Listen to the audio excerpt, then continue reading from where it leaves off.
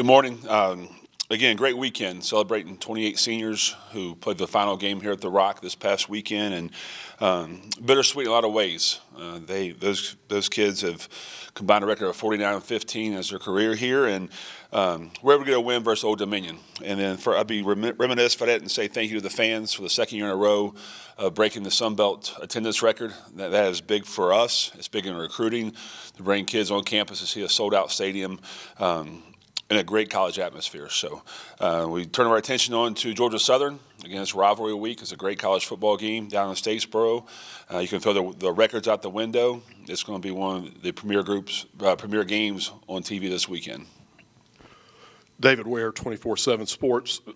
Sean, after you had a chance to go back and review the game film from Saturday, what were some of the things maybe that jumped out at you that you wouldn't have seen or noticed, in the midst of actually playing the game? Well, first and foremost, we have the ball in jeopardy way too much on offense. I think the ball was on the ground 3 times. We were fortunate enough to get the ball back and not have any turnovers. I thought we left a lot of plays out there on offense in the passing game, and then several plays, if we just finish our blocks on the offensive line, those 10-yard gains are 30 and 40-yard gains. On defense, I played solid on defense, all except third and long. Third and long has been our Achilles heel all year long. So if we can get them in 3rd and 5, we're pretty successful. But 3rd and long has been our Achilles heel. I thought Michael Hughes hit the ball really well all day Saturday, especially into the wind. But again, we celebrated the win for about 12 hours, and then we moved all of our attention to Georgia Southern. Speaking of offense, pretty sure this is accurate to say that Kevin Barbay being upstairs in the booth on Saturday, that's the first time he's done that. And in talking with him preseason, I think he said he was on the field at Central Michigan all last season as well. Talk a little bit about the conversation around having him change locations for that game. Well, we were looking for a change-up, and I guess the definition of insanity is doing the same thing over and getting the same results. So we wanted to try to change some things up, give him a better view in the box. He did an excellent job on the sideline. He sees the field very well from the sideline, but just kind of get him away from the sideline and go up to the box and get a different perspective. So nothing really changed as far as how we called the game, but to get him in the box and have the whole aerial view of the game, it helped, I guess. We won the football game, so we'll take it. So he'll be in the box this week as well. You talked a little bit about defense Saturday and again today, and just kind of I would call it gradual progression and some improvement in some areas. As you reach this end of the season, and now you have kind of a unique offensive challenge in front of you this week, at least I think it is based on their history so far this season. Where do you feel like the defense has made the biggest strides in the places you're feeling, more comfortable now than maybe in some of the earlier weeks?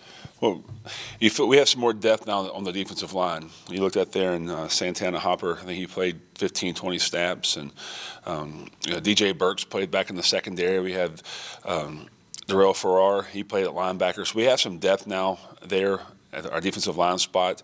Josiah Wyatt played quite a few snaps, but we have to continue to develop the depth of defensive line. And I think that's been good for us, getting those throughout practice and getting some mop-up duty in previous games. But they're playing with live bullets right now, and we're going to play those guys to continue to win. We have to do that. But overall, I think our defense has done a really good job the last couple of weeks of the 3rd and mediums.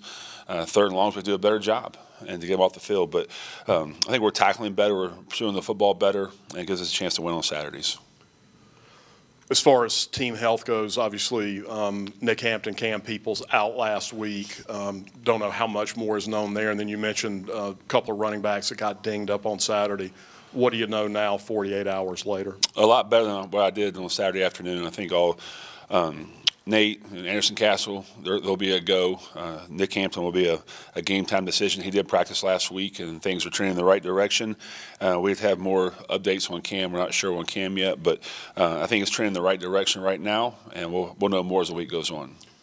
Last question for me, and this maybe more goes to kind of the culture around this program. Chase Bryce told us Saturday after the game that he approached you about having Henry Pearson walk with the captains that day and take Chase's place in that group, and maybe even beyond kind of the individual sacrifice that Chase makes there to honor a teammate.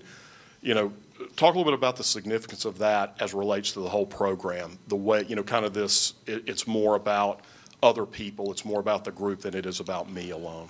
Well, that's one of our mottos on our team. Everything we do is the best interest of the football team. And when Chase came in to bring that up to us on, I think it was Thursday or Friday, and we were all for it. And even Henry doesn't have a seal on his chest for a captain, but he's a great leader for us. And I think it speaks of how unselfish Chase is, that he's always putting others before him. And I think that if you look through our whole program, I think it's the same way. I think all our players love each other and want the best for each other. Coach Brett Strelo, App State Athletics.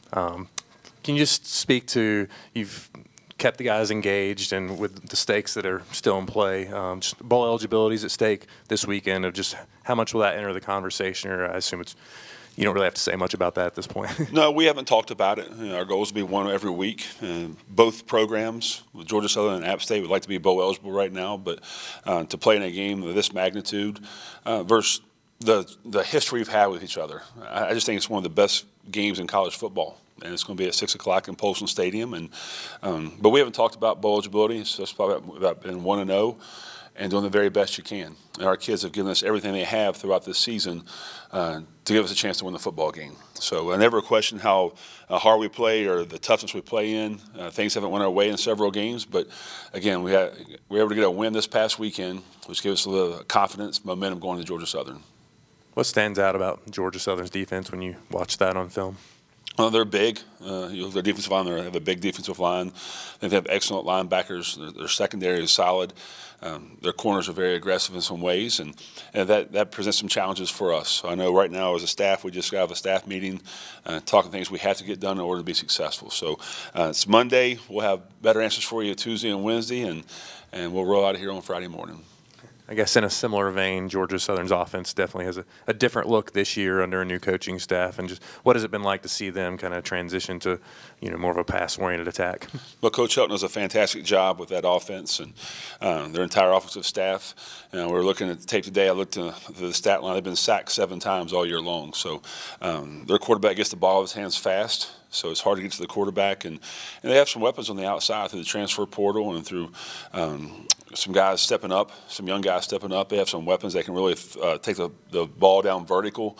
But if you play the pass or run the football. So they're going to take what you give them. They do it in a very efficient way.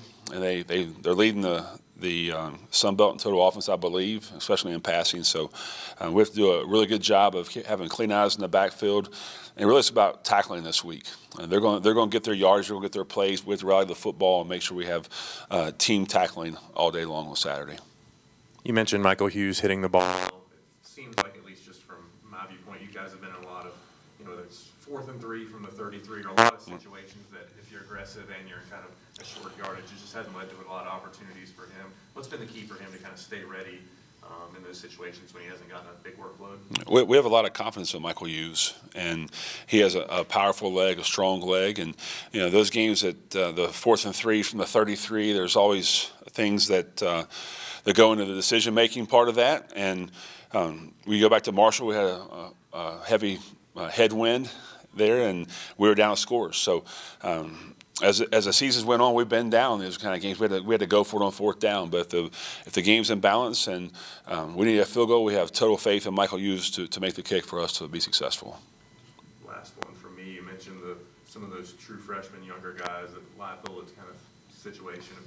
Did you see anything in the ODU game that kind of instilled more confidence after playing a little bit of a higher level of competition? They got some reps in game action. Yeah, I'm very impressed with Josiah Wyatt and Santana Hopper, and I think DJ Burks went there a few times and made some plays, and Jordan Favors, who hasn't played much, was playing safety. And then it's about Kanye Roberts. I mean, Kanye is a kid that's going to have an outstanding career here. So we're not worried about red shirts right now. We're about winning a football game. So if it's close, as far as redshirting or winning a football game, they're going to play, and we're going to win a football game.